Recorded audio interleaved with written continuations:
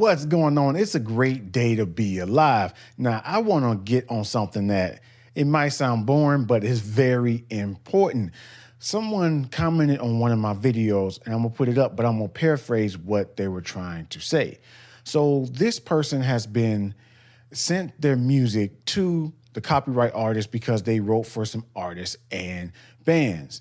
So now they're trying to do sync and they're wondering if they can use that same music to be in production music libraries. And this is where we go into copyrighted material and production music libraries. This is a topic that's often overlooked. Like the commenter said, he hasn't heard much about it. So I just want to touch on that very quickly to get you a better understanding. When we think in terms of copyright with our music, we're thinking about protecting the intellectual property of our music. And you might be wondering, do those rights change once they get sent to a music production library? So in the case of the commenter, they're trying to get probably old songs and they want to go in the music production library. Now the copyright and who owns it, things can all change.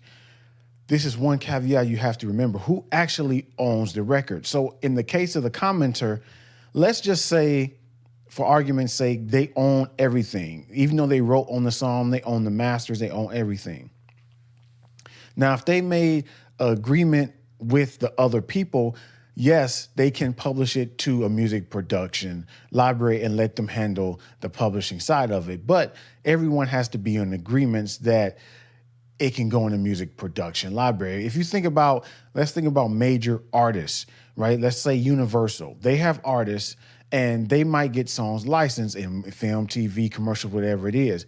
Well, they have the master rights to the recording. So the TV show, whatever it is going to reach out to them, their publishing arm, to say, hey, we want to license this track. This is going to be a opening credit scene in this movie. We'll pay you X amount of dollars. This is the terms you get, yada, yada, yada. And they have the final say about where it gets licensed and stuff. Now, the artists and songwriters, they still get paid for it, but that's all taken in the back door with the lawyers and all that stuff.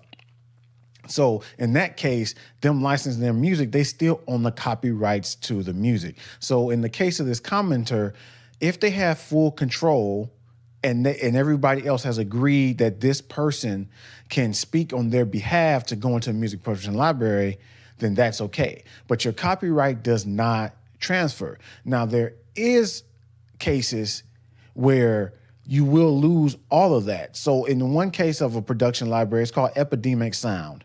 I don't know if you've seen it. A lot of creators, they have sponsorships with them. And what Epidemic Sound is, you can pay a one-time or monthly fee to subscribe to get unlimited music, license free. But the thing is, the people who create the music, they ask that you're not a part of a PRO, performance rights organization, to collect royalties. And why is that?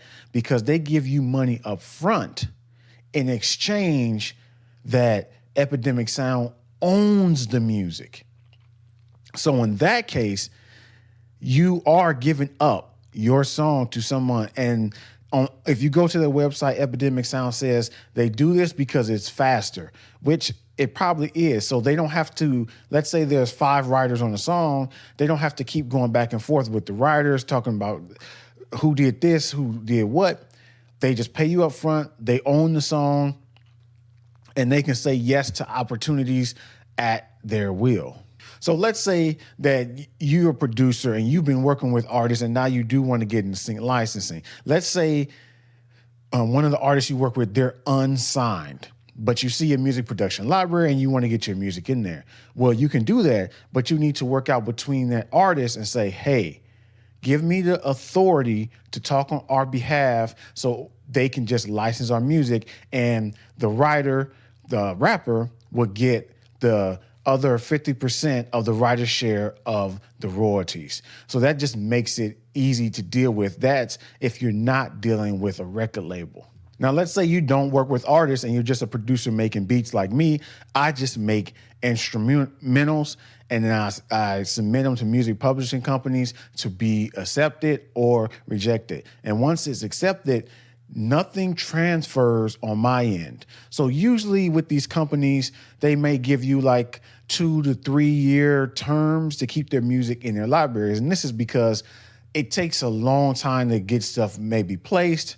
And then they don't want you to just taking stuff out just because you don't see any traction like in a couple of months. You need time.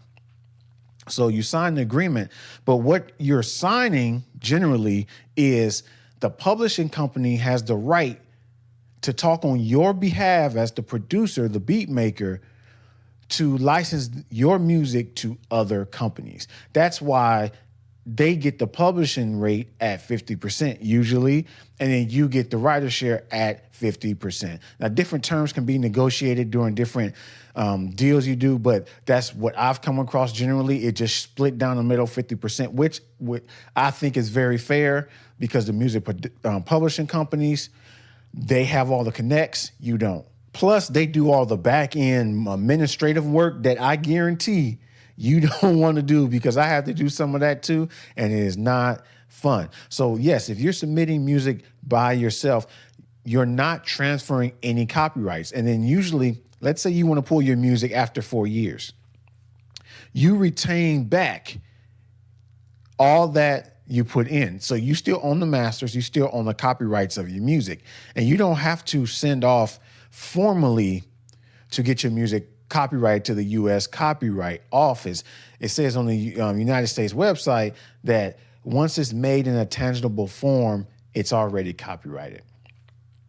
So that's one thing to keep in mind if you're just a beat maker by yourself working or you're working with artists. So I just want to bring that up real quick because this really hasn't been discussed in the sync licensing genre too much. And you might be worrying that, especially if you've been a beat maker working with artists and you got really good songs that you think might be able to sync. So I hope this helped. Let me know in the comments your situation, whether you just produce by yourself or you're working with artists. And if you got any other questions about sync licensing, drop them in the comments.